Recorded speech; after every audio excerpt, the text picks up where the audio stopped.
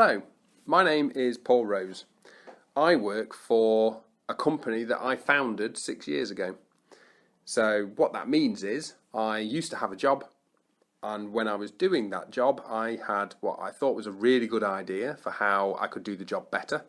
So I quit, set up a company and created online learning services that help children learn in school and at home. So my current job role is to be the managing director of the company, which basically means the boss. I get to understand everything that the company is trying to do and decide on the best ways to do it. And if I make good decisions, it's great. If I make bad decisions, well, I've only got myself to blame because I'm the boss. So that's the thing that I love about my job. I get to choose everything that the company works on. And so we work with schools, helping teachers to make videos showing their children how to learn stuff, and then we share them. We share them with other schools and we share them with parents.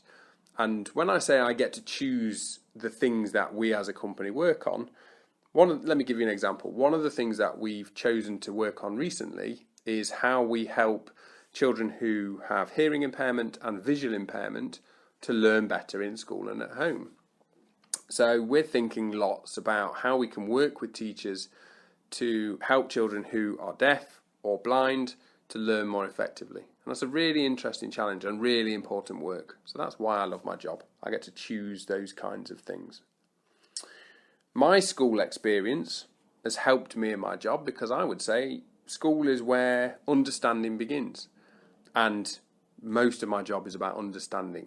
So when you're at school, you understand a bit more about yourself and you start to learn a bit more about the world, and that's a really important part of growing up.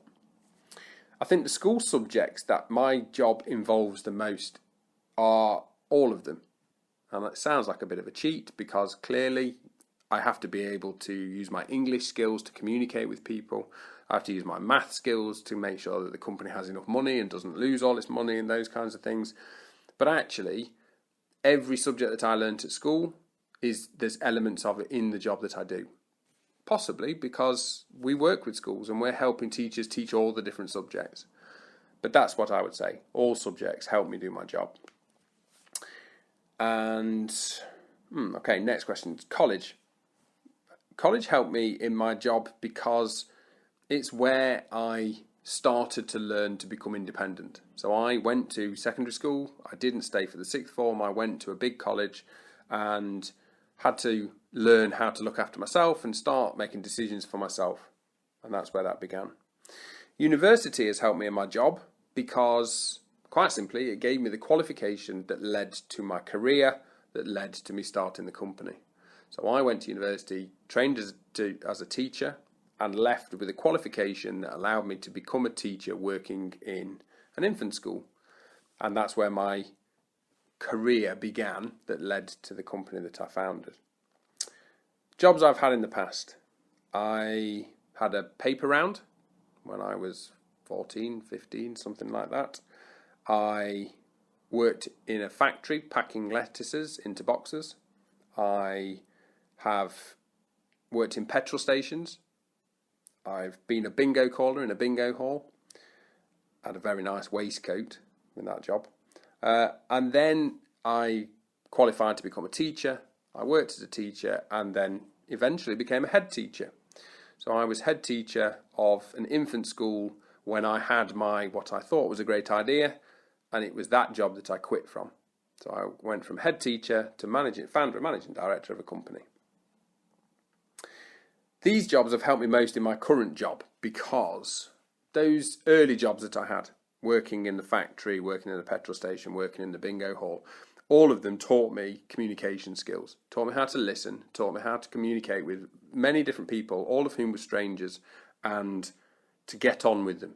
And that's a really important part of my job. Every day I meet new people, I'm talking to new people, I'm understanding their challenges, and I'm trying to explain the work that we do. And all of that I learned working in a petrol station and a bingo hall and so on. Being a teacher and then being a head teacher massively helped me in my current job because I learned how to be a great teacher, and then I learned how to help other teachers become great teachers as well. And that's something that I've looked with the work that I do in my company to take and use technology to help all teachers teach it really well. The experience I'm most proud of in all the jobs I've ever done is, that's an interesting one. There's been lots of experiences that I'm really proud of. But I would say it's not a single experience. It's something that I learned, which is that when I worked in schools, both as a teacher and a head teacher, I learned that it was my job to put the children first. That if I made decisions and I always was thinking about what the children really needed most, then I was doing a good job. And I'm most proud of this because I'm 46 years old now, and one of the things that I've learned in my life is that often people who need the most have the least. And when I was a teacher, and certainly when I was a head teacher, I had the opportunity to make decisions that looked after people perhaps better than they'd been looked after in the past. And that's something I'm really proud of, and it's something that I brought into my company and I work on every day. Three pieces of advice I would give anyone interested in working in my kind of job. I wouldn't talk about my kind of industry, but my type of job, which is to be a boss, I guess. Think a lot would be my first piece of advice. Think. Spend a lot of time thinking. Because if you think about what might happen, think about what could happen, think about what probably will happen, you can then make decisions. And that would be my second piece of advice. Make decisions. That if you don't decide and you don't get on and get stuff done, you'll never know whether it was the right thing to do or not. You don't know whether anything's going to be right. So think about things, make a decision, and get on with it. My final piece of advice is work hard. That you can achieve anything if you work hard. If you're thoughtful, you make decisions and you work hard, in my experience, you'll be very successful. Advice I would give anyone starting out their career is, my advice will be, give more than you take. Lots of people think that a job or a career is about what it gives you. But I've always found that if you aim to give more than you get back, that people will notice. And people will give you promotions and people will give you opportunities to do things that you won't get if you approach your work and your career thinking, what can I get out of this? How do I do the least and get the most? That's not the way to approach it. The way to approach it is to say, I'm here to do the very best I can possibly be. And when I was a bingo caller, I was the best bingo caller possible. And when I worked in a petrol station, I was the fastest petrol pump attendant because that's what I wanted to be. I wanted to give more than I took. And it led me to go from bingo caller to head teacher in just a few short years. So the person who gave me the best advice I ever got was a teacher that I worked with right at the beginning of my career, a lady called Sue, and she was my line manager. So she was not my ultimate boss, she wasn't the head teacher, but she was the person in charge of me. And she was a bit scary, if I'm honest, and I was new to teaching and I was working with reception children, so with children who are 4 years old, and I wasn't very good at getting the children to look after the toys very well. And Sue was not very impressed with this. And so I used to borrow toys from Sue and I'd send them back and they hadn't been put away carefully. And one of the toys I used to borrow were play people, little plastic figures. And my children, having a lovely time playing with them, would take their hats off, pull their hair off, all kinds of things. And things that it wasn't supposed to be played with like that. And anyway, I'd send them back and then I'd see Sue coming striding down the corridor towards my classroom carrying this tray full of play people, and she would tell me off. And she would say, "This isn't good enough, Paul." And so I would have to sit down with my children and say, "Oh dear children, this isn't how we play with these toys and we're not looking after them well enough." And Sue was the person who, when I left that school, I left to become a head teacher. That's where I left to go. That's what I left to go and do.